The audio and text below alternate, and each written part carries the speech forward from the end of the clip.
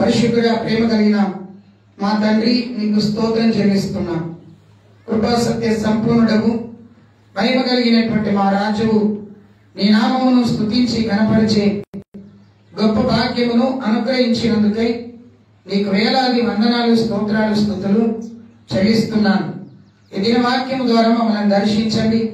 ఇప్పటి వరకు నీ బిడ్డలు చేసిన నాయనా నీకు స్తోత్రాలు, చక్కని ఆరాధన బట్టి నీకు వందనాలు, స్తుతులు చెల్లిస్తున్నాం.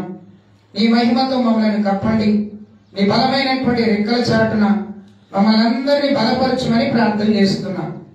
మేము బలహీనులము, మమ్మల్ని బలపరచుమని నీ బలమైన ఆత్మతో మమ్మల్ని నింపి నడిపించుమని యేసు క్రీస్తు నామమున ఈ ప్రార్థన అడిగి వేడుకొనుచున్నాం తండ్రి. ఆమేన్. ఆమేన్. దేవుని నామానికి స్తోత్రం కలుగును గాక. హల్లెలూయా. అందరూ కూడా రెండు చేతులు ఎత్తి దేవునికి స్తోత్రం చెప్తాం. హల్లెలూయా. స్తోత్రం చెప్తాం. హల్లెలూయా. మందిరంలోకి వచ్చినప్పుడు మౌనంగా ఉండొద్దు. హల్లెలూయా. హల్లెలూయా. దేవుని పరిశుద్ధ నామమునకు మహిమ కలుగును గాక. కూడి వచ్చిన మీ అందరికీ మన ప్రభువును ప్రియ రక్షకుడైన యేసుక్రీస్తు నామమున మీ అందరికీ వందనాలు. వందనాలండి. వందనాలు మీకు. దేవుని యొక్క వాక్యం మనం చదువుదాం. కీర్తన గ్రంథము 40వ కీర్తన. దయచేసి అందరు తీర్చుకోనండి. చదువు వచ్చినా రాకపోయినా దయచేసి మీ బైబిల్ గ్రంథాన్ని ఓపెన్ చేయండి అందరు. 40వ కీర్తన 8వ వచనం. 40వ కీర్తన నా దేవా 8వ వచనాన్ని చదువుదాం. నా దేవా నీ చిత్తము నెరవేర్చుట నాకు సంతోషము. నీ ధర్మశాస్త్రము నా అంతర్యములో ఉన్నది. చాలు. నా పెదవులు మూసుకొనక మహా సమాజములో నీతి సువార్తను నేను ప్రకటించి ఉన్నానని నేనంటిని. దేవునికి స్తోత్రం. హల్లెలూయా. దేవునికి మహిమ కలుగును గాక. యెహోవా నీకు అది నీకు తెలిసే ఉన్నది. దేవునికి స్తోత్రం. హల్లెలూయా. దేవుని ప్రియ బిడ్డలారా, ఈ ఉదయకాల సమయంలో ఈ పరిశుద్ధ దినమున అనగా పునరుద్ధార దినమున కూడి ఉన్నటువంటి మీ అందరూ కూడా దేవుని స్తుతించి గణపరచడానికి మీరు వచ్చినటువంటి మీ అందరికీ వందనాలు తెలియజేస్తూ దేవుని యొక్క వాక్యంలోనికి మనం వెళ్తున్నాం. కీర్తన గ్రంథము 40వ కీర్తన 8వ వచనం చాలా ప్రాముఖ్యమైనటువంటి కీర్తన ఇది. ఈ 8వ వచనంలో చదివితే దావీదు రాసినటువంటి కీర్తన మనకు కనబడుతుంది. కీర్తన గ్రంథంలో అనేక మంది కీర్తనలు రాశారు. మోషే రాశాడు, అలాగే దేవునికి స్తోత్రం దావీదు రాశాడు, కోరావు కుమారులు రాశారు. ఇలా కొంతమంది భక్తులు మరి దేవునికి స్తుతించుచు కొన్ని కీర్తనలు రాశారు. భక్తులైనటువంటి వారందరూ కూడా దీనిని ఒక దగ్గరికి సమకూర్చి ఈ కీర్తన భాగాన్ని ఒక్కటిగా చేశారు. ఇందులో 150 కీర్తనలు ఉన్నాయి. చాలా మంచి కీర్తనలు. ప్రతిరోజు విశ్వాసులైనటువంటి మీరు ఒక కీర్తన లేదా 2 కీర్తనలు చదవండి. ఉదయం సాయంత్రం 2 పూటలు 2 కీర్తనలు చదివితే కీర్తన గ్రంథంలో ఉన్నటువంటి విషయాలన్నీ కూడా మీకు అర్థమవుతాయి. స్తోత్రం చెప్తామా? హల్లెలూయా. చూడండి ప్రియులారా, ఇక్కడ 40వ కీర్తన 8వ వచనంలో చదివితే భక్తుడైన దావీదు అంటాడు. ఏమంటున్నాడు చదువుతారా మరి ఒకసారి? నా దేవా నీ చిత్తము నెరవేర్చుట నాకు సంతోషం. నీ ధర్మశాస్త్రం నీ చిత్తము నెరవేర్చుట నాకు సంతోషం. ఈ రోజు నా అంశం ఏంటంటే, నీవు దేవుని చిత్తమును నెరవేరుస్తున్నావా? ఏమండి, నీవు దేవుని చిత్తమును నెరవేరుస్తున్నావా? దావీదు అంటాడు, నా దేవా నీ చిత్తము నెరవేర్చుట నాకు ఎంతో సంతోషం. ఎవరి చిత్తము నెరవేర్చుట? దేవుని చిత్తము నెరవేర్చుట. ఈ రోజుల్లో చాలా మందికి తెలియని విషయం ఏంటంటే, దేవుని చిత్తం అంటే ఏందో తెలియదు. దేవుని యొక్క చిత్తాన్ని చాలా మంది గ్రహించరు. దేవుని చిత్తములో ఉన్నటువంటి ఉద్దేశం, దేవుని చిత్తములో ఉన్నటువంటి ఆశీర్వాదం, దేవుని చిత్తములో ఉన్నటువంటి విధేయత జరిగినటువంటి కార్యాలు మనుషుడు చాలాసార్లు అనగా క్రీస్తు బిడ్డలుగా ఉన్నటువంటి వారు, సంఘ బిడ్డలుగా ఉన్నటువంటి వారు గ్రహించలేకపోతున్నారు. ఈ రోజున దేవుని చిత్తాన్ని గురించి కొన్ని విషయాలు మీకు గుర్తు చేస్తాను. దేవుని చిత్తం గురించి బైబిల్ ఏం చెప్తుంది, దేవుని చిత్తం అంటే ఏంటిది, దేవుని చిత్తమును నెరవేర్చడం ఎలా ఉంటుంది, దేవుని చిత్తములో మరి నెరవేర్చినటువంటి కొంతమంది భక్తులు ఎలా నెరవేర్చారు, ఈ అంశాలన్నీ కూడా ఈ రోజున మీకు నేను చెప్పాలని నేను దేవుని ఆత్మ చేత ప్రేరేపించబడ్డాను. దేవునికి స్తోత్రం, హల్లెలూయా. మొదటిగా మనం చూద్దాం దేవుని యొక్క చిత్తాన్ని గురించి బైబిల్ ఏం చెప్తున్నది. బైబిల్ ఏం చెప్తుంది చూద్దాం ఒకసారి. చదువుతారు ఒకసారి. ఎఫెసీ పత్రిక 5వ అధ్యాయం, దేవునికి స్తోత్రం, 5వ అధ్యాయము 17వ వచనం, అలాగనే 1వ అధ్యాయము కూడా చదవచ్చు. ఎఫెసీలకు రాసిన పత్రిక 5వ అధ్యాయము 17వ వచనం చదువుతారు దయచేసి. ఇందు నిమిత్తము మీరు అవివేకులు కాకుండా ప్రభు యొక్క చిత్తము ఏమిటో గ్రహించుకొనండి. ఎందు విషయము 15-16 వచనాలు. దినములు చెడ్డవి కనుక మీరు సమయమును పోనీయక సద్వినియోగము చేసుకొనుచు అజ్ఞానుల వలె కాకుండా జ్ఞానుల వలె నడుచుకున్నట్లు జాగ్రత్తగా చూచుకొనండి అని చెబుతూ పౌలు గారు ఏమంటున్నారంటే ఇందు నిమిత్తం. ఎందు నిమిత్తం? దేవుని యొక్క వాక్యములో రాయబడినది. మొదటిది దినములు చెడ్డవని నువ్వు గుర్తించాలి. బైబిల్ ఏమంటుందంటే దినములు చెడ్డవి అని గుర్తించాలి. దేవుడు అన్నాడు కదా, దేవుడు సృజించాడు, ప్రతి దినాన్ని దేవుడే కలగజేశాడు కదండి. ప్రతి దినాన్ని దేవుడు కలగజేసినప్పుడు దేవుడు అన్నాడు అన్ని మంచిదని చెప్పాడు. మరి పౌలు గారు ఏంటి దినములు చెడ్డవని ఎందుకు చెప్తున్నాడు అంటే ఎఫెసీలో ఉన్నటువంటి సంఘంలో ఉన్న విశ్వాసులు ఈ దినం మంచిది, ఈ దినం చెడ్డది, ఈ దినం మంచిది, ఈ దినం చెడ్డది, ఈ రోజే ఈ పని చేయాలి, ఈ రోజు ఈ పని చేయకూడదు, ఈ రోజు ఈ ప్రయాణం చేయాలి, ఈ రోజు ఈ ప్రయాణం చేయకూడదు. అంటే మనుషుడి యొక్క హృదయము చెడ్డదైనప్పుడు, మనుషుడి యొక్క తలంపులు చెడ్డదైనప్పుడు దేవుని యొక్క చిత్తమును గ్రహించలేడు, దేవుని యొక్క చిత్తమును తెలుసుకోలేడు, దేవుని యొక్క చిత్తములో ఆయన గుర్తించలేకపోతాడు. అంతేకాకుండా రెండవది సమయం పోనీయకుండా సద్వినియోగం చేసుకోవాలి. 2024 సంవత్సరంలో నీవు జీవించినటువంటి దినములు 365 రోజులు. మరి 365 రోజుల్లో ఎన్నిసార్లు నువ్వు దేవునికి ప్రార్థన చేయలేదు, ఎన్నిసార్లు దేవునికి నీవు ప్రార్థించలేకపోయావు, ఎన్నిసార్లు ఎన్ని వారములు దేవుని మందిరంలోనికి రాలేకపోయావు, ఎన్నిసార్లు దేవుని సన్నిధికి రాలేక ఉపవాసం ఉండలేకపోయావు, ఎన్నిసార్లు నీవు గొడవలు పెట్టుకున్నావు, ఎన్నిసార్లు సమస్యలు చేసుకున్నావు, ఎన్నిసార్లు నీవు సమయాన్నంతా వేస్ట్ చేశావు. ఒకసారి నువ్వు ఎప్పుడైనా ఆలోచించావా? ఒకసారి ఎప్పుడైనా ఆలోచించావా? అంతేకాదండి, నిన్నటి దినమున నువ్వేం చేశావు? నిన్నటి దినమున దేవునికి ఇవ్వవలసిన సమయాన్ని లేదా నీ కుటుంబానికి ఇవ్వవలసిన సమయాన్ని, నీ తల్లికి, నీ తండ్రికి, నీ భార్యకు, నీ బిడ్డలకు, నిన్ను సృష్టించిన సృష్టికర్తకి ఇవ్వవలసిన సమయాన్ని నువ్వు పోగొట్టుకున్నావు. చాలాసార్లు మనం పోగొట్టుకుంటాం, చాలాసార్లు మనం సమయం పోగొట్టుకుంటాం. నీకు తెలుసా ఏమండి, నేను అప్పుడప్పుడు మీ సేవ కేంద్రానికి వెళ్తాను. వాళ్ళు అక్కడ ఎంట్రీ చేసినప్పుడు ఒక ఓటీపీ వస్తుంది అంటారు. ఓటీపీ వస్తుంది, ఓటీపీకి ఒక సమయం పెడతాడు.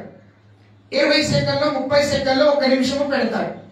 ఆ 1 నిమిషం లోపల ఓటీపీ చెప్పకపోతే, ఓటీపీ ఎంటర్ కాకపోతే అదేమైతుంది? అయిపోతుంది.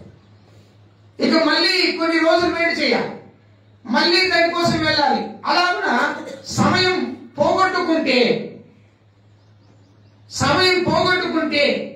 మన దేవుని చిత్తాన్ని తెలుసుకోలేదు. భక్తుడు ఏమంటున్నాడు పౌలు గారు, సమయం పోనీయక మీరు సద్వినియోగం చేసుకోవాలి. ప్రార్థించే సమయంలో ప్రార్థన చేయాలి, వాక్యం చదివే సమయంలో వాక్యం చదవాలి, పని చేసుకునే సమయంలో పని చేయాలి, మందిరానికి రావాల్సిన సమయంలో మందిరానికి రావాలి. పోయిన శుక్రవారం, పోయిన బుధవారం ఉపవాస ప్రార్థన, మరి మందిరంలో ప్రార్థన ఉండేది. ఎంతమంది వచ్చారు? రాలేదు.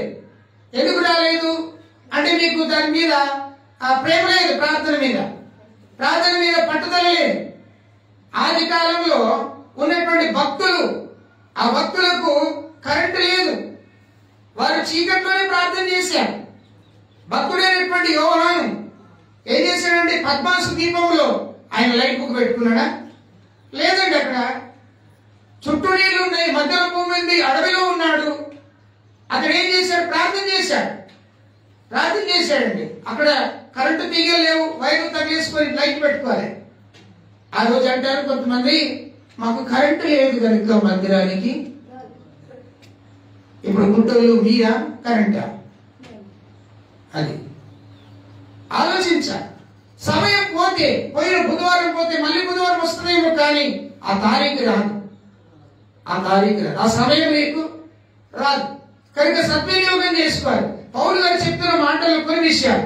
అజ్ఞానుల వలె కాకుండా జ్ఞానుల వలె మీరు నడుచుకోవాలి. బుద్ధి లేని వారి వలె కాకుండా బుద్ధి కలిగిన వారి వలె మీరు నడుచుకోవాలి. బైబిల్లో మనకు తెలుసు, యేసు ప్రభు ఉపమానం చెప్పాడు. బుద్ధి కలిగిన కన్యకలు, బుద్ధి లేని కన్యకలు. బుద్ధి కలిగిన కన్యకలు వారు దివిటీలో నూనె పోసుకున్నారు, మరియు కూడా కొంత నూనెను వారితో కూడా తెచ్చుకున్నారు. బుద్ధి లేని కన్యకలు ఏమనుకున్నారు? మా వరుడు తొందరగా వచ్చేస్తాడు అనుకున్నారు, మాకు ఇది సరిపోతుంది అనుకున్నారు. వారిని వారు హెచ్చించుకున్నారు. వారు ఏం చేశారు తెలుసండి? చివరికి బుద్ధి లేని కన్యకలు వారి దీపంలో ఆరిపోతున్న సమయంలో, వరుడు వచ్చే వేళ, వరుడి యొక్క ఆ స్వరము వినబడే వేళ వచ్చినప్పుడు, ఆ ధ్వని వచ్చినప్పుడు వాళ్ళు వారి దీపంలో ఆరిపోతుంటే వెతుకుతున్నారు. అయ్యో ఎక్కడ నూనె ఉందని. ఈ ఐదుగురిని ప్రతిమలాడారు. ఏమని? మీరు కొంచెం మాకు నూనె ఎరడియండి, అప్పియండి. వారు అన్నారు, మీరు ఊరిలోనికి వెళ్ళి మరలా మీరు తెచ్చుకొని తిరిగి రండి. బాగా గమనించాలి. వరుడు వచ్చేదాకా వెయిట్ చేశారు. కానీ ఆ సమయంలో చేయాల్సింది ఏంటిది? జ్ఞానముతో పని చేయాలి. చాలా మందికి జ్ఞానం ఉండదు. బైబిల్ అంటుంది, యెహోవాయే జ్ఞానం ఇచ్చేవాడు. జ్ఞానం ఎవరికైనా కావాలన్నా అతడు యెహోవాను అడగవలెను అని వాక్యం చెప్తుంది. స్తోత్రం చెప్తారా? హల్లెలూయా. ప్రియమైనటువంటి దేవుని బిడ్డలారా, ఇక్కడ మీరు ఈ వచనంలో ఉన్నటువంటి మాటల్లో 17వ వచనంలో దేవుడు స్పష్టంగా చెప్తున్నాడు. ఏమని చెప్తున్నాడంటే, ఇందు నిమిత్తము మీరు అవివేకులు కాకుండా, అంటే తెలివి లేని వారి వలె మీరు ఉండకుండా ప్రభువు చిత్తమును మీరేం చేయాలి? గ్రహించాలి. దేవుని చిత్తాన్ని నువ్వేం చేయాలి? గ్రహించడం నువ్వు నేర్చుకోవాలి. బైబిల్ చెప్తుంది, నేను కాదు. దేవుడి చిత్తం ఏమున్నదో నువ్వు తెలుసుకోవాలి. నువ్వు ఎక్కడికి వెళ్ళాలన్నా, ఏం చేయాలన్నా దేవుడి చిత్తాన్ని నీవు నెరవేర్చుకోవడానికి, లేదా దేవుడి చిత్తాన్ని నీవు జరిగించడానికి నువ్వు ప్రయత్నం చేయాలి. స్తోత్రం. హల్లెలూయా. అందులో నుండి ఇంకో మాట చదువుదామండి. రోమా పత్రిక చూడండి ఒకసారి. రోమా పత్రిక 12వ అధ్యాయము బైబిల్ తీయండి ఒకసారి. రోమా పత్రిక 12వ అధ్యాయం 2వ వచనం అక్కడ ఉన్నది, మీరు ఈ లోక మర్యాదను అనుసరింపక ఉత్తమమును అనుకూలమును సంపూర్ణమునై ఉన్న దేవుని చిత్తమేదో పరీక్షించి తెలుసుకొనున్నట్లు మీ మనస్సు మరింత నూతనమగుట వలన రూపాంతరము పొందుడి. 2 చేతులెత్తి స్తోత్రం. అబ్బా, ఎంత బిగ్గరమైన స్వరం ఉన్నది మీకు. స్తోత్రం. హల్లెలూయా. రెండవ విషయంలో అక్కడ గమనిస్తున్నాము, ప్రభు చిత్తం ఏదో మీరు తెలుసుకోండి. దేని గురించి? ఈ లోక మర్యాదను అనుసరింపక. ప్రయాణం చేయడానికి పరిగెత్తుతుంటే పిల్లి అడ్డం వచ్చింది,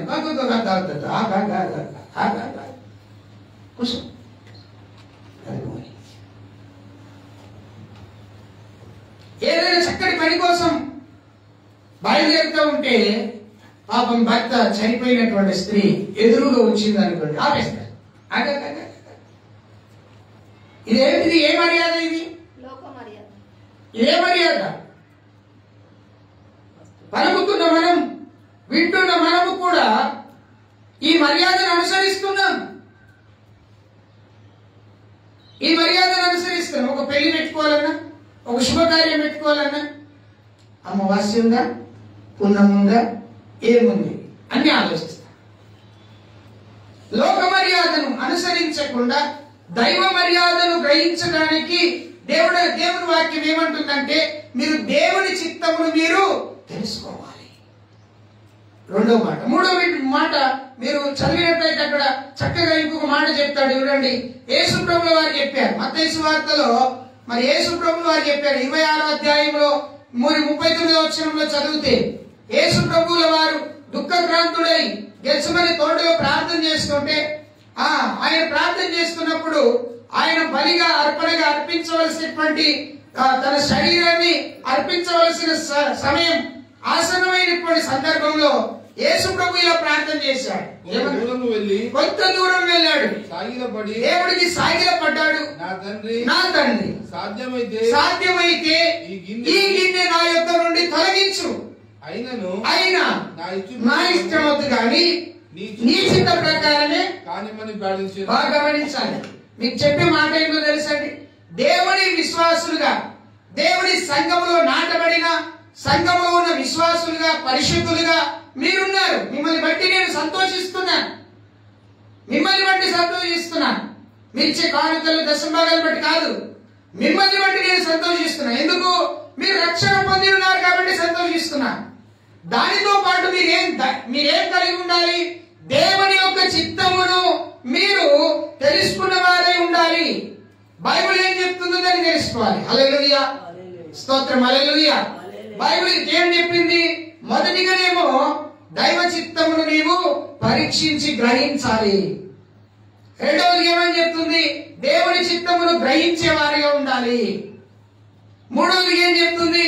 దేవుని యొక్క ఇష్ట ప్రకారం, మన ఇష్ట ప్రకారం చేస్తాం. నేను ఈరోజు చర్చుకోవాలనుకుంటే పోతా, లేకపోతే లేదు. తినాలనుకుంటే తింటా, లేకపోతే లేదు. పాస్టర్ వచ్చి బుర్రకు ఎన్నిసార్లు చెప్పినా మన బుర్రకు అర్థం కాదు. నాకు చాలా బాధ అనిపిస్తుంది కొంతమందిని చూస్తూ ఉంటే. లోక మర్యాదను అనుసరిస్తాం. కనుక మనం గుర్తుంచుకోవాల్సిన విషయం, దేవుని చిత్తాన్ని మనం గ్రహించాలి. హల్లెలూయా, తెలుసుకోవాలి. మరి దేవుని చిత్తం అంటే ఏంటి అసలు? దేవుని చిత్తం అంటే ఏంటిది? కొన్ని మాటలు చూద్దాం. దేవుని చిత్తం అంటే ఏంటిదో బైబిల్ ఏం చెప్తుందో చూద్దాం. మొదటి దశలోనిక రాసిన పత్రిక తీయాలి. మీరు అందరు బైబిల్ తీయాలి, చదవాలి. 5వ అధ్యాయము దేవుని వాక్యం చదువుదాం. 16 నుండి 18 వరకు చదువుదాం. 16 నుండి 18 వరకు, పేజీ నంబర్ 187. చదవండి దయచేసి. తీయనే బైబిల్ బరువు అయిపోయింది మీకు బైబిల్. మొదటి దశలోనిక 5వ అధ్యాయం 16 నుండి 18 వరకు. మనం అనుకుంటే ఏమంటే బైబిల్ తెరిస్తే ఏముంది, అయ్యగారు చెప్పుకుంటూ పోతాలే. ప్రతి విషయం నందు రైట్ చదువు బిడ్డ. కృతజ్ఞతాస్తుతులు చెల్లించండి. ఇలాగు చేయుట యేసు క్రీస్తునందు మీ విషయములో దేవుని చిత్తం. దేవుని చిత్తం అంటే ఏంటిది? బైబిల్ ఇక్కడ చెప్తున్న విషయం చక్కని మాట అండి. ఇది ఏమంటున్నాడు? ప్రతి విషయంలో కృతజ్ఞతాస్తుతులు చెల్లించండి. ప్రతి విషయంలో నీకు ఆరోగ్యం ఇచ్చినందుకు దేవునికి కృతజ్ఞతాస్తుతులు చెల్లించాలి. నీకు ఆయుష్నిచ్చినందుకు దేవునికి కృతజ్ఞతాస్తుతులు చెల్లించాలి. నీకు బలం ఇచ్చినందుకు దేవునికి కృతజ్ఞతాస్తుతులు చెల్లించాలి. అపాయం నుండి నిన్ను తప్పించినందుకు దేవునికి కృతజ్ఞతాస్తుతులు చెల్లించాలి. దేవునికి స్తోత్రం. సమస్త విషయములలో నువ్వేం చేయాలి తెలుసా? దేవునికి కృతజ్ఞతాస్తుతులను నువ్వు చెల్లించాలి. దాన్ని దేవుడు ఏమంటున్నాడు తెలుసా అండి? ఇలాగు చెల్లించుట, ఇలాగు జరిగించుట దేవుని యొక్క చిత్తం. దేవుని చిత్తం. హల్లెలూయా. దేవుని చిత్తం అంటే ఏంటిది? దేవునికి కృతజ్ఞతాస్తుతులు చెల్లించాలి. మందిరానికి వచ్చినప్పుడు ప్రభువా నీవు నన్ను కాపాడినందుకు నీకు స్తోత్రం తండ్రి అని చెప్పి దేవునికి ఏం చేయాలి? కృతజ్ఞతాస్తుతులు చెల్లించాలి. మూతి బిగబట్టుకొని మొలకిన పడది, స్తోత్రం మొలకిన పడది, యాత్ర మొలకిన పడది. అక్క ఉన్నారా ఇక్కడ? అన్న ఇక్కడ ఉన్నారా? స్తోత్రం చెప్పండి. 2 చేతులు ఎత్తి హల్లెలూయా చేతులు ఎత్తి ఆరాధించున్నాడు. ఇంకే లేపరు ఏమి అయిపోతుంది. కృతజ్ఞతాస్తుతులు. ఈ రోజు నువ్వు దేవుని మందిరంలో ఉన్నావంటే దేవుడు నిన్ను కాపాడాడు. ఈ రోజు నువ్వు బ్రతికి ఉన్నావంటే దేవుడు నిన్ను బ్రతికించాడు. అందుకే ఒక భక్తుడు పాట పాడతాడు, బ్రతికి ఉన్నానంటే నీ కృపా, జీవిస్తున్నానంటే ఇది నీ కృపా, ఏ యోగ్యత నాలో లేదు, ఇంత భాగ్యమునిచ్చావు కదా. ఏమి యోగ్యత ఉంది? బ్రతికి ఉన్నావంటే అది దేవుని కృప. దశలోని సంఘంలో ఉన్న విశ్వాసులకు భక్తుడైన పౌలు గారు చెప్తున్నారు, దేవుని చిత్తం అంటే ఏదో కాదు ప్రియమిత్రులారా, దేవునికి కృతజ్ఞతాస్తుతులు నీవు చెల్లించాలి. దేవునికి కృతజ్ఞతాస్తుతులు చెల్లించాలి. సమస్త విషయములలో, అన్ని విషయములలో, అన్ని క్రియలలో దేవునికి నీవు కృతజ్ఞతాస్తుతులు చెల్లించాలి. ఆరోగ్యం ఇచ్చిన చెల్లించాలి, అనారోగ్యంతో ఉన్న చెల్లించాలి, మేలు చేసిన చెల్లించాలి, కీడు అనుభవించిన చెల్లించాలి. యోబు ఏమంటాడు తెలుసండి, యెహోవా ఇచ్చెను, యెహోవా తీసుకొని పోయెను. హల్లెలూయా. యెహోవా ఇచ్చెను, యెహోవా తీసుకొని పోయెను, అయినను నేను నీకు కృతజ్ఞతాస్తుతులు చెల్లిస్తున్నాను. హల్లెలూయా. ప్రియ బిడ్డలారా, దేవునికి కృతజ్ఞతాస్తుతులు చెల్లించటం, దేవుని మహిమపరచటం, దేవుని ఘనపరచటం నువ్వు నేర్చుకున్నప్పుడే దేవుడి చిత్తము నువ్వు చేయగలిగిన వ్యక్తిని. ఎక్కడ కృతజ్ఞతాస్తుతులు చెల్లిస్తావు? దేవుని మందిరంలో కృతజ్ఞతాస్తుతులు. దేవుని బలిపీఠం ఎదుట దేవునికి కృతజ్ఞతాస్తుతులు చెల్లిస్తాం. మోషే ఎక్కడ చెల్లించాడు? దేవుని బలిపీఠం ఎదుట. అబ్రహాము ఎక్కడ చెల్లించాడు? దేవుని బలిపీఠం ఎదుట. కయీను హేబెలు ఎక్కడ చెల్లించాడు? దేవుని యొక్క బలిపీఠం ఎదుట. రాహేలు ఎక్కడ దేవునికి కృతజ్ఞతాస్తుతులు చెల్లించింది? దేవుని బలిపీఠం ఎదుట.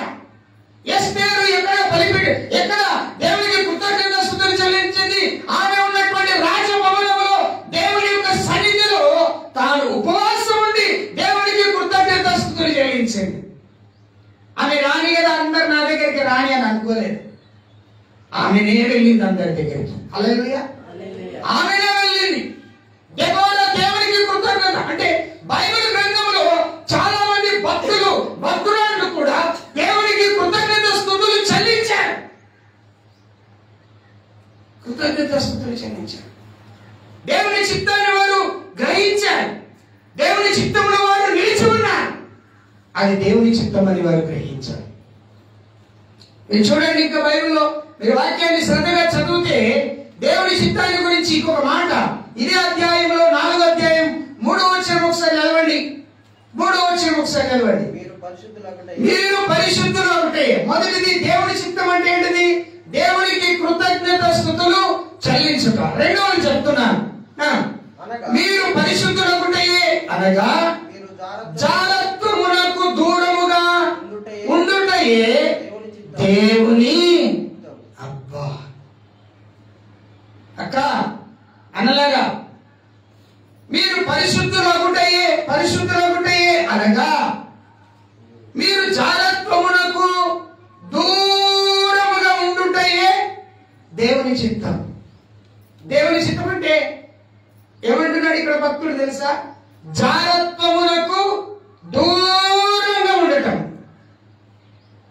పరిశుద్ధులుగా ఉండాలి అంటే జారత్వం అంటే ఏంటిది? చూద్దాం అది కూడా. చూడండి, కొరింథీ రాసిన పత్రిక చూడండి. మీ బైబిల్ తీయాలి. బైబిల్ తీయకుండా కుదరదు. దేవునికి స్తోత్రం. హల్లెలూయా. Praise God. 2వ కొరింథీ 5వ అధ్యాయం, 7వ అధ్యాయం. 1 కొరింథీ 7వ అధ్యాయం, క్షమించాలి 7వ అధ్యాయం చదువుతారా? 1వ వచనం 2 వచనాలు చదవండి. మీరు రాసిన వాటి విషయం స్త్రీని ముట్టకుండుట పురుషుడికి మేలు. భార్య భర్తల గురించి దేవుడు చెప్తున్నాడు ఇక్కడ. అయినను జారత్వములు మీలో జరుగుతున్నందున ప్రతి వానికి సొంత భార్య ఉండవలెను. ప్రతి స్త్రీకి సొంత భర్త ఉండాలి. దేవుడు ఇక్కడ కుటుంబాల గురించి భార్య భర్తల గురించి చెప్తున్నాడు. భార్య భర్తలైన వారు బాగా జాగ్రత్తగా వినాలి. ఏమంటున్నాడు తెలుసండి? స్త్రీని ముట్టకుండా పురుషుడికి మేలు అంటే పెళ్లిగానోళ్ళ సంగతి. పెళ్లిగానోళ్ళ సంగతి, పెళ్ళైన వాళ్ళ సంగతి ఏంటో తెలుసా? ఏమంటాడు దేవుడు? అయినను మీరు జాగ్రత్తము జరుగుతున్నది నాకు ఒక వదంతి కలదు, సొంత భార్య ప్రతి వారికి ఉండాలి. ఏమండాలి? సొంత భార్య ప్రతి వారికి ఉండాలి అని చెప్తూ ప్రతి వారికి సొంత భర్త కూడా ఉండాలి అని చెప్పాడు. ఎందుకు ఈ మాట చెప్పాడు? జారత్వం మీలో జరుగుతున్నది. 5వ అధ్యాయం 1వ వచనం చదవండి. మీలో జారత్వం ఉన్నదని ఒక వదంతి నాకు తెలిసింది. అదే కొరింథీ 5వ అధ్యాయం 1వ వచనం. మీలో జారత్వం ఉన్నదని వదంతి అంటే అపోహ ఉంది. నాకు ఒక మాట వినబడ్డది. కొంతమంది నన్ను అడుగుతూ ఉంటారు, అయ్యగారు నాకు ఒక మాట వినబడ్డది అని నన్ను అడుగుతూ ఉంటారు. అసలు ఆ మాట నిజమైందో కాదో తెలుసుకోవాలి. ఒక దైవజనుడిని అనుమానిస్తావను. ఇక్కడ పౌలు గారి సంఘానికి లేఖ రాసేటప్పుడు ఎట్లా రాశాడో తెలుసా అండి? 1వ వచనం చూడండి. 1వ అధ్యాయం 1వ వచనం 2వ వచనం చదవండి. కొరింథీలో ఉన్న దేవుని సంఘములకు అనగా అంటూ ఎంత మంచి ఆనర్ చేస్తాడు చూడండి. అక్కడ ఎంత మంచి ఆధిక్యత ఇస్తాడు చూడండి. అక్కడ చూడండి. కొరింథీలో ఉన్న దేవుని సంఘములకు అనగా క్రీస్తు యేసునందు మీరు పరిశుద్ధపరచబడిన వారై పరిశుద్ధులుగా ఉండుటకు పిలువబడిన వారికి మనకును ప్రభువుగా ఉన్న మన ప్రభు అయిన యేసుక్రీస్తు నామమున ప్రతి స్థలములో ప్రార్థించు వారందరికీ 3 విషయాలు చెప్తున్నాడు. ఏమని చెప్తున్నాడు? మొదటిదేమో మీరు పరిశుద్ధంగా ఉన్నటువంటి సంఘం. రెండవది ఏమంటున్నాడు? మీరు పిలువబడినటువంటి సంఘం. మూడవది ఏమంటున్నాడు? మీరు ప్రార్థించేవారు. సంఘాన్ని గురించి ఎంత మంచి కొంతమంది చెప్తా ఉంటారు, అక్క ఎంత మంచిది తెలుసా, పొంగని నీళ్ళు ఇస్తుంది, చాయ్ ఇస్తుంది, అన్నం పెడుతుంది, తర్వాత ఏమంటారు తెలుసా, పొంగని దోసెడు పోషిస్తుంది. ఏంటిది? మన్ను. సంఘానికి కూడా దేవుడు, కొరింథీ సంఘానికి దేవుడు అపోస్తలుడైన పౌలు గారు ఎంతగా హెచ్చించారు తెలుసా? మీరు పరిశుద్ధులు అన్నాడు, మీరు పిలువబడిన వారు అన్నాడు, మీరు ప్రార్థించేవారని అన్నాడు. 5వ అధ్యాయం కాస్త ఏమంటున్నాడు తెలుసా? మీరు పాపం చేస్తున్నారని అంటాడు. ఏమంటాడేమో? మీరు పాపం చేస్తున్నారు. ఏ పాపం చేస్తున్నారు వీళ్ళు? మీలో జారత్వం ఉన్నదని చదువుబిడ్డ, మీలో జారత్వం ఉన్నదని ఒక వదంతిగా కలదు. నాకు ఒక వార్త తెలిసింది. మీలో ఒకడు తండ్రి, జాగ్రత్తగా, మీలో ఒకడు తన తండ్రి భార్యను ఉంచుకున్నాడట. అట్టి జారత్వము అన్య జనులలోనైనను, అన్య జనులు చేయని పాపం క్రీస్తును అంగీకరించి క్రీస్తు మార్గంలో నడుస్తున్నటువంటి దేవుని సంఘంలో పరిశుద్ధులుగా పేరు పెట్టుకొని ప్రార్థన చేస్తున్న భక్తులు, పిలువబడినటువంటి భక్తులు మీలో ఉన్నదని వదంతి నాకు తెలిసింది. అది అన్యుల్లో కూడా. ఈ రోజుల్లో మందిరానికి ఎందుకు వెళ్తున్నారు తెలుసా? పెద్ద పెద్ద మందిరానికి. అక్కడ మంచి మంచి అందమైన అమ్మాయిలు వస్తారండి, మంచి మంచి అందమైన అబ్బాయిలు వస్తారండి. ఇంట్లో నా భర్త నీకు సరిపోదా? ఇంట్లో నా భార్య నీకు సరిపోదా?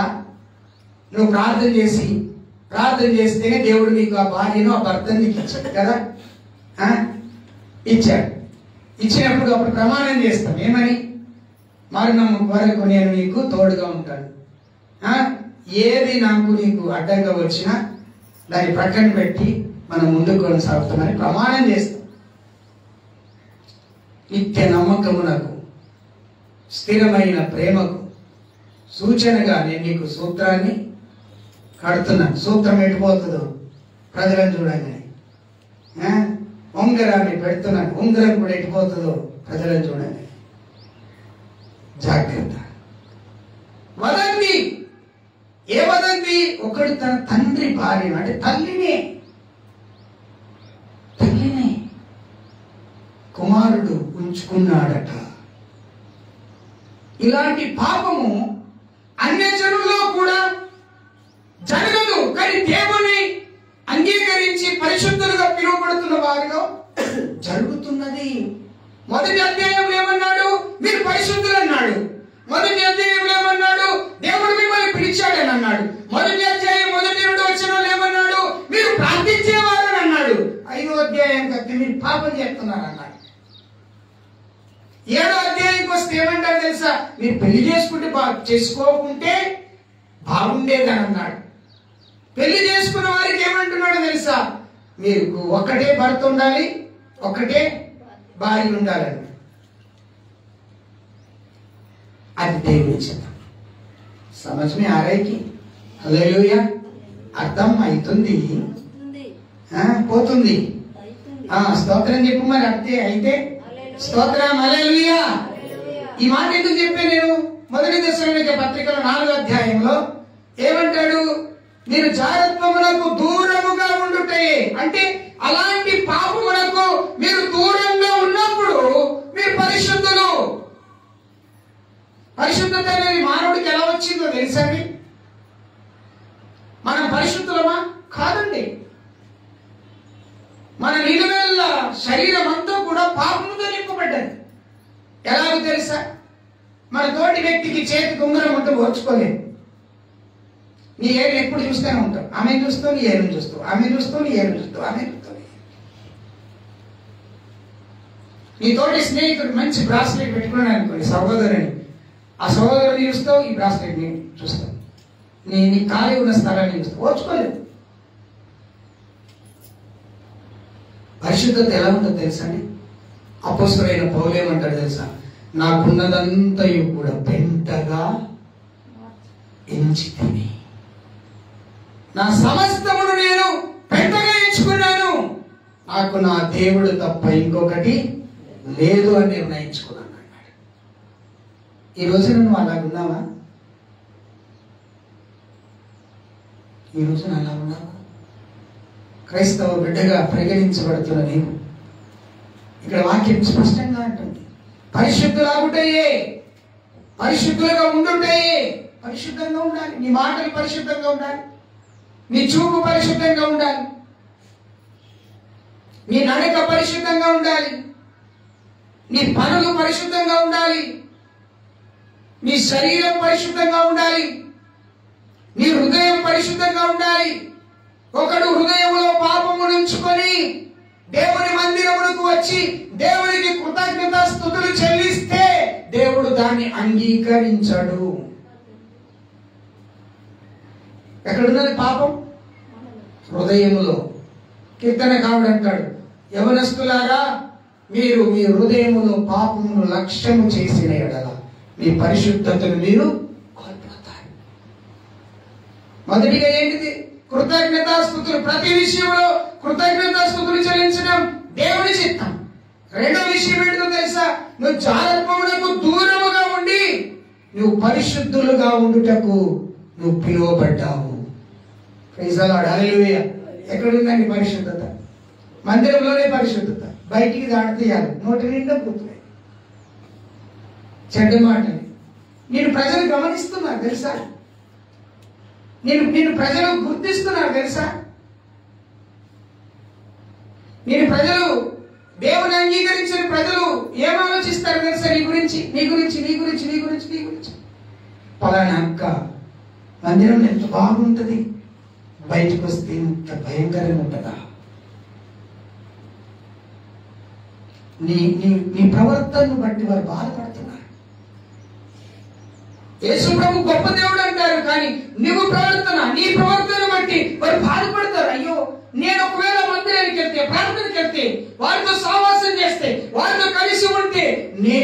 ఇలాగే మారిపోతాను. నేను గలను. ప్రభు అంటే నాకు ఇష్టమే కానీ నేను మాత్రం ఎందుకు? నీ ప్రవర్తనను బట్టి ఒకరిని పాడు చేస్తాను, నీ మాటలను బట్టి, నీ చూపుని బట్టి, నీ నడకను బట్టి, నీ హృదయంలో ఉన్నటువంటి కల్మషాన్ని బట్టి ఒకరిని నువ్వు ఇబ్బంది పెడుతున్నావు. జాగ్రత్త. దేవుని వాక్యం తెస్సలోనిక పత్రికలో చక్కగా అక్కడ రాయబడి ఉన్నది. ఏమని తెలుసండి? మీలో జారత్వం ఉన్నదని, జారత్వమునకు మీరు దూరంగా ఉండుటే దేవుడి చిత్తం. దేవుడి చిత్తం, దేవుడి చిత్తం, దేవుడి చిత్తం. దేవుడి చిత్తం అంటే ఇదేంటి? పరిశుద్ధులుగా ఉన్నట్టు. దేవుడి చిత్తం అంటే దేవుడికి కృతజ్ఞత స్తుతులు చెల్లించటం. దేవుడి చిత్తం అంటే ఇంకేంటిదో చూద్దామా? దేవుని స్తోత్రం. అదే అధ్యాయంలో 4వ వచనం ఒకసారి చదవండి.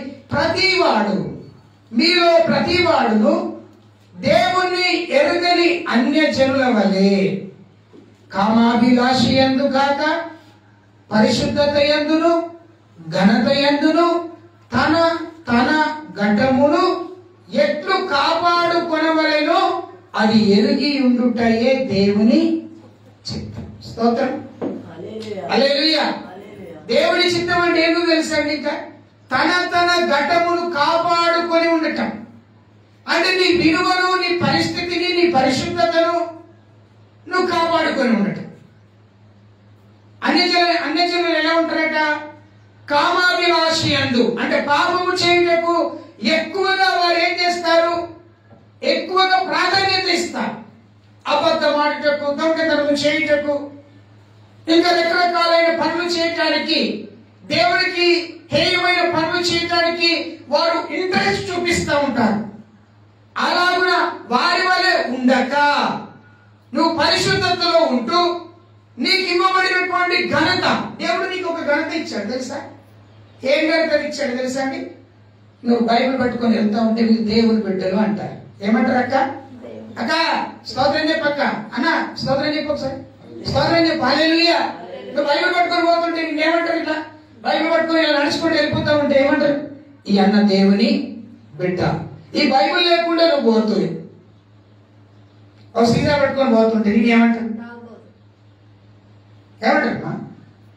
నీ ఒక్కదాన్ని మాట్లాడుతున్నట్టు ఇలా కావు. దేవుని స్తోత్రం. ఏమో మరి నువ్వు అనద్దట్లా, అలా నోరు వేయాలని ప్రార్థన చేయాలి. హల్లెలూయా. స్తోత్రం. హల్లెలూయా. నువ్వు అట్లా అన్నా మనకు వాళ్ళు నేను మరవాడతాను. మరి దేవుని స్తోత్రం. హల్లెలూయా. బైబిల్ పట్టుకొని వెళ్తుంటే నీకు దేవుడు కనిపించాడు. ఏం కనిపించాడు? ఏమేం కనుక ఇది దేవుని, ఇది లేకుండా వేరేది పట్టుకొని పోతే ఈ పరిస్థితి. దీన్ని నువ్వు కాపాడుకోవాలి. ఘనత నువ్వు కాపాడు. దేవుని హెచ్చించాడు, అన్యుల్లో నుండి రక్షించాడు, నిన్ను హెచ్చించాడు. అబ్రాహాము గురించి మీరు బైబిల్ చదవండి. 11వ అధ్యాయం చివరి వచనం నుండి 12వ అధ్యాయం స్టార్టింగ్ నుండి చదువుతా ఉండండి. మీ బైబిల్ చదవండి, మీరు చదవండి. మీరు ఇప్పుడు మీరు చదవండి. అబ్రాహాముతో దేవుడు మాట్లాడాడు. అన్నిటినీ వదిలేసి నేను నీకు చూపించే దేశానికి పోవాలి అని చెప్పాడు. ఇప్పుడు భార్య ఏమనాలి? నా భర్తకు బుద్ధి లేదు, ఇన్ని రోజులు బొమ్మల పని చేసిండు, విగ్రహంలను తయారు చేసినాడు, ఎవరో పిలిచాడట, ఎవరో రమ్మంటున్నారట, వెళ్ళమంటున్నారట, పోతున్నాడు, ఇది మంచి పద్ధతి కాదు అని అనుకోవాలి. కానీ అబ్రహాం భార్య చాలా తెలివైంది. ఎంత తెలివైందంటే అబ్రహాముతోనే ఉండి తన యొక్క జీవితాన్ని నడిపింది. తను నడుచుకుంటూ వెళ్ళింది. ఎందుకు అబ్రహామును నమ్మింది?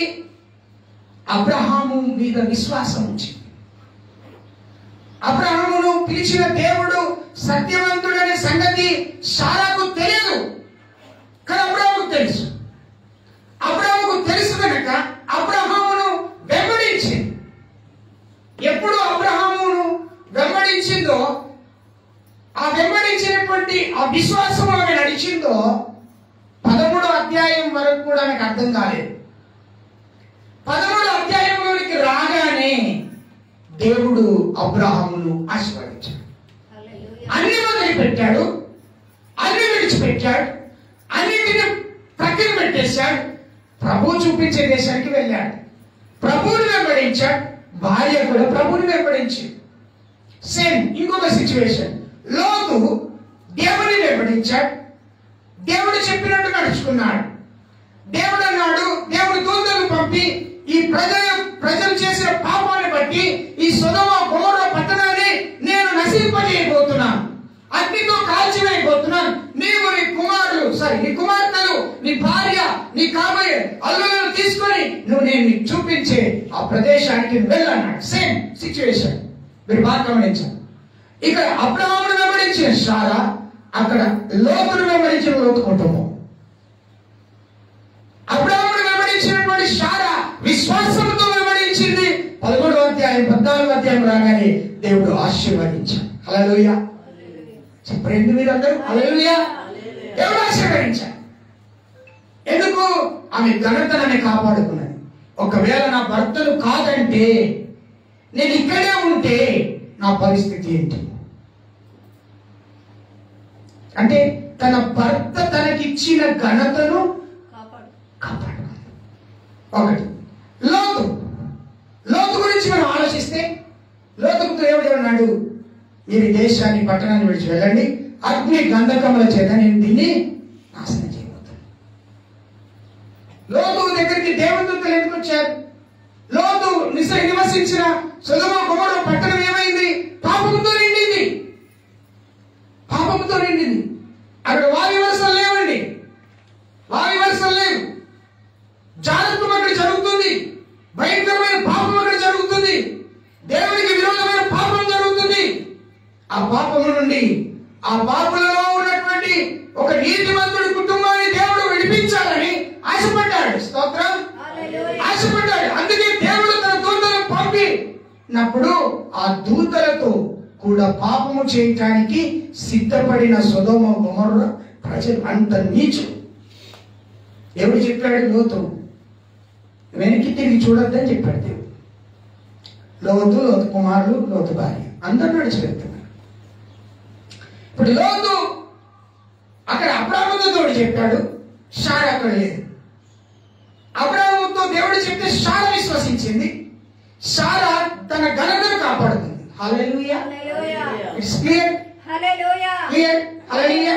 సమజ్ మీ ఆరాయికి. హల్లెలూయా. అప్పుడు చూడండి అక్కడ శారా దేవుడి స్వరం వినలే, అబ్రాహాము మాట మీద విశ్వాసం ఉంచింది. ఇక్కడ లోతు భార్య, లోతు పిల్లలు దేవుడి దూతలను చూశారు. ఎస్ చూశారా? చూసినప్పుడు చెప్పిన మాట విన్నాను. నడుచుకుంటూ వెళ్ళాలి. వెళ్తూ ఉన్నారు. లోతు భార్యకు దేవుడు లోతు ద్వారా మంచి ఘనత ఇచ్చాడు. ఏం ఘనత తెలుసా? దేవుని దూతలను చూసే ఘనత. లోతు భార్య ఏం చేసింది? వెనక ఉన్న వాటిని గుర్తు చేసుకొని వెనక్కి తిరిగి చూసింది. వారు సంపాదించుకున్న భూములను, ఆస్తులను విడిచిపెడుతున్నారనేటువంటి ఆమె హృదయంలో లోక సంబంధమైన వాటిని గుర్తు చేసుకున్నది. కనుక వెనక్కి తిరిగితే ఉప్పు స్తంభం అయిపోయింది.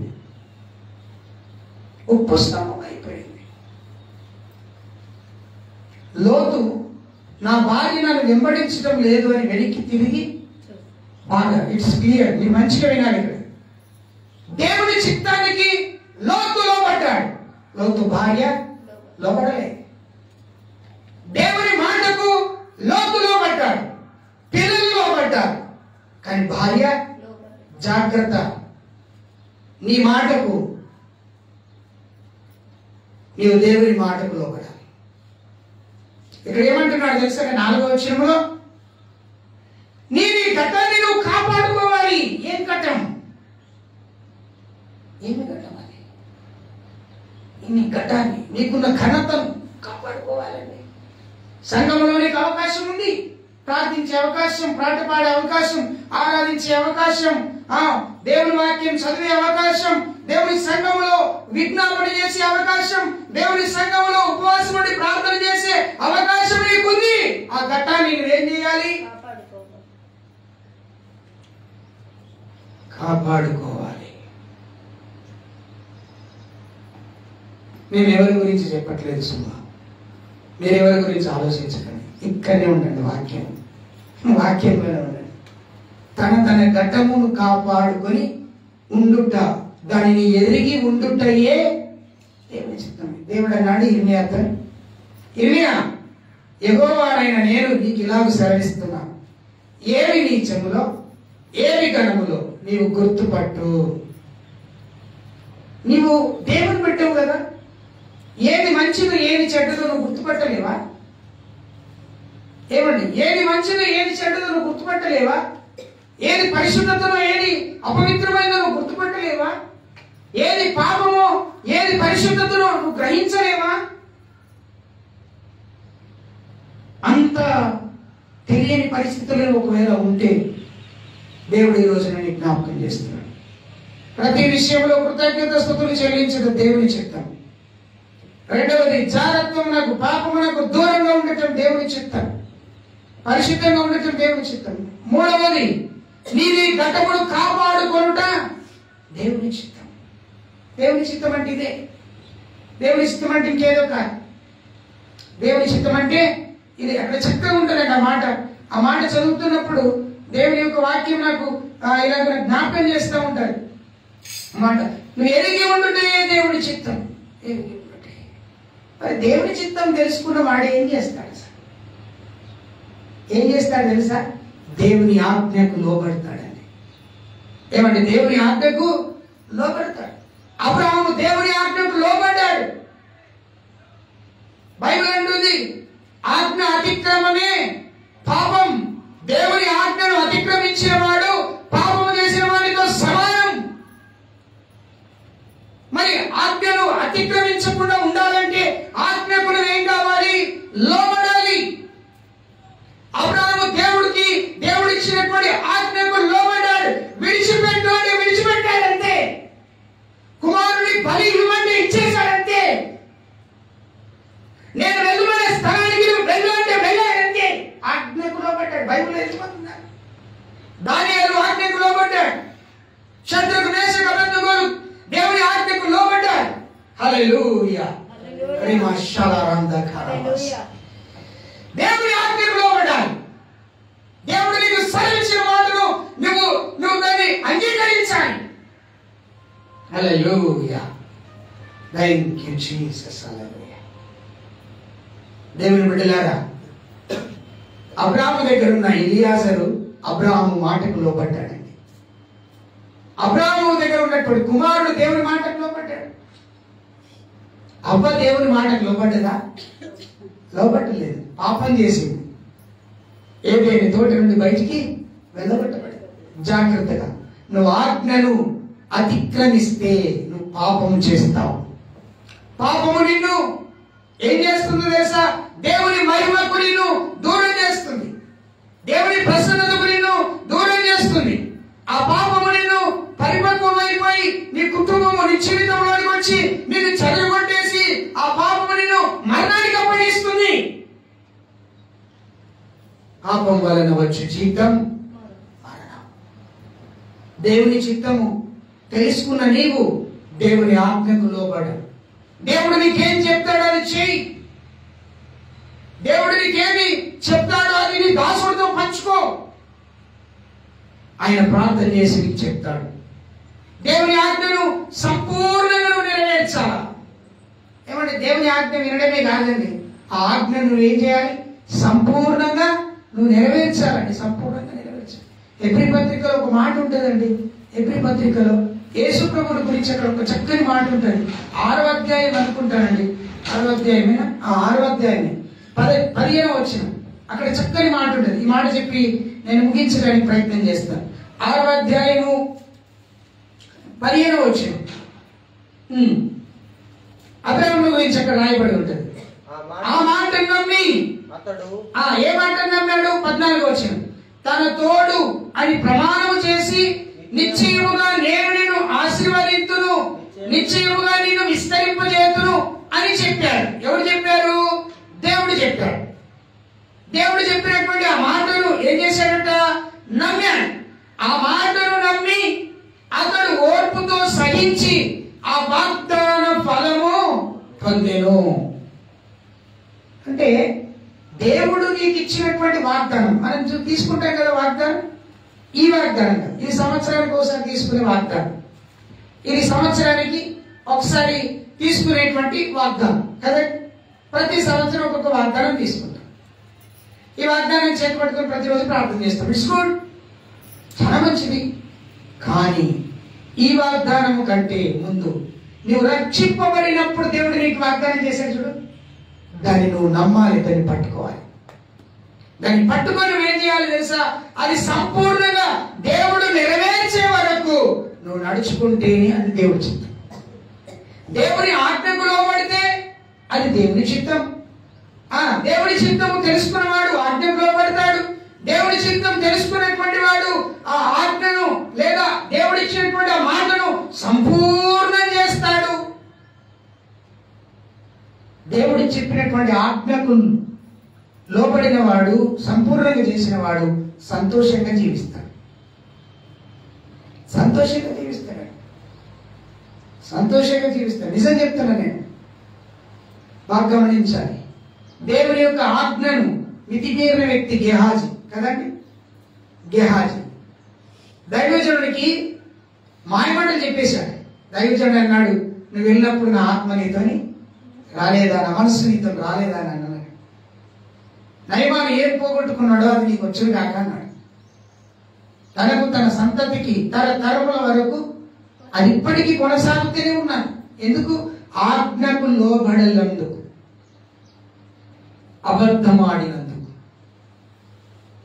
దేవుడి ఆజ్ఞకు లోబడు, దేవుడి ఆజ్ఞ ఇచ్చినటువంటి ఆ వాగ్దానాన్ని చేతపట్టుకో. మూడవదిగా ఆ వాగ్దానాన్ని నువ్వు చేతపట్టుకున్నప్పుడు నీకు జరిగే విషయం ఏదో తెలుసండి, సంతోషము నీలోకి వస్తుంది. అబ్రాహాము తన కుమారుని బలించడానికి వెళ్ళినప్పుడు బాధతోనే వెళ్ళాడండి, కానీ చెప్పుకోలేడు. కుమారుడు అడుగుతాడు, డాడీ అన్ని ఉన్నాయి కానీ, తండ్రి అన్ని ఉన్నాయి కానీ గొర్రె పిల్ల వేరే చెప్పాడు. అప్పుడు అంటాడు, దేవుడే దాన్ని మనం ఏమంటాడు. మనకు అబ్రాహాముకు ఉన్న తేడా అది. అబ్రాహాము నమ్మిన విశ్వాసానికి మనకున్న విశ్వాసానికి తేడా అది. నాకు ఆశ్చర్యం అనిపిస్తుంది. తండ్రి కుమారుడికి ఏం చెప్పాలి అని, నేను చెప్పడానికి తీసుకెళ్తున్నానని చెప్పాలి. ఎంత వ్యాధులు ఉంటుందో ఆలోచించండి, ఎంత దుఃఖం ఉంటుందో ఆలోచించండి. కానీ ఏమంటాడు, దేవుడే దాన్ని ఆజ్ఞకు లోబడ్డాడు గనక సంతోషంగా తిరిగి వచ్చాడు.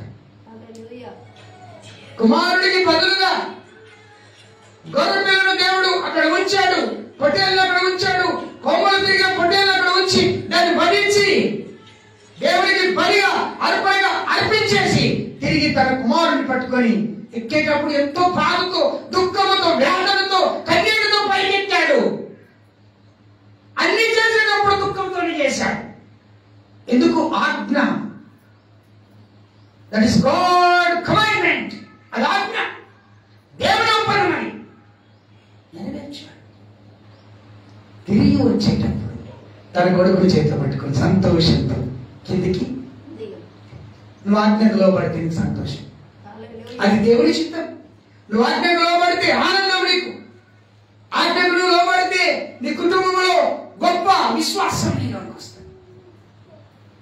ఏమండి, నీ మాటకు నీ ఇంటిలో వారు లోబడతలేరు అని అంటే నువ్వు కరెక్ట్ లేదని నువ్వు తెలుసుకోవాలి. నేను అప్పుడప్పుడు నా పిల్లలకి నేను చెప్తూ ఉంటాను, నాన్న మీరు బైబిల్ చదవండి, ప్రార్థన చేయండి. ఒక టైం వస్తుంది, ఆ టైంలో మీరు బైబిల్ చదవలేరు, ఆ టైంలో మీరు ప్రార్థన చేయలేరు, సమయం పోతే తిరిగి రాదు బిడ్డలారా. నా కుటుంబానికి చెప్తాను, నా భార్య బిడ్డలకు చెప్తాను, నేను ప్రార్థన చేస్తాను, నేను మోకరిస్తాను, నేను ప్రభుత్వం గడుపుతాను, నేను వాక్యాన్ని చదువుతాను, నేను దేవుడి సన్నిధిలో ధ్యానపూర్వకంగా ఉన్నప్పుడు నన్ను ఎవరు డిస్టర్బ్ చేయరు. నాకు తెలుసు నా తండ్రి, నా భర్త దేవునితో గడుపుతున్నాడు. నీ కుటుంబం అలా తెలుసుకోవాలి, అది దేవుడి చిత్తం. ఈ రోజు మనం నేర్చుకున్న మాట ఏంటి? నీవు దేవుని చిత్తమును జరిగిస్తున్నావా? దానిదంటాడు, దేవా నీ చిత్తము జరిగించుట నాకు సంతోషం. ప్రార్థించుదామా? అందరి తల్లు వంచుదాం, ప్రార్థన చేసుకుందాం. ప్రభువా, ఈ రోజు నుండైనా సరే ఈ చిత్తాన్ని నేను నెరవేరుస్తాను. ఈ రోజు నుండైనా సరే ఈ చిత్తానికి నేను లోబడతాను. నేను పాపం చేయను. పరిశుద్ధంగా ఉండటానికి ప్రయత్నిస్తాను. పరిశుద్ధమైన జీవితం నాలో కలిగించమని ప్రార్థనాపూర్వకంగా ప్రభువుకు మనం మొరపెడదాం. ప్రార్థనాపూర్వకంగా ఉంటూ ప్రభు బలలోనికి మనం వెళ్దాం. ప్రభువా, నీకు వందనాలు చెల్లిస్తున్నాను. నీకు వందనాలు చెల్లిస్తున్నాను. అందరూ కూడా మోకరించడమండి. అందరూ కూడా మోకరించండి. ప్రభు దగ్గర 2 నిమిషాలు పరిశీలన చేసుకోండి. ప్రభువా, ఈ రోజున నీవు నాకు ఒక కొత్త భాగ్యం ఇచ్చావు.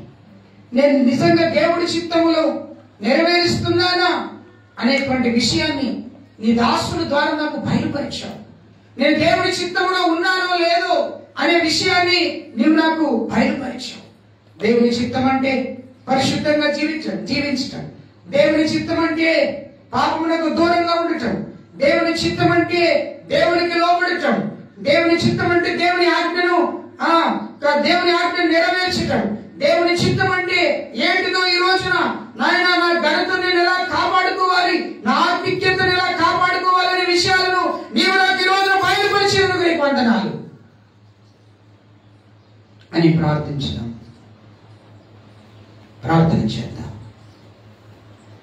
తండ్రి, నన్ను నేను నీకు అప్పగించుకుంటున్నాను.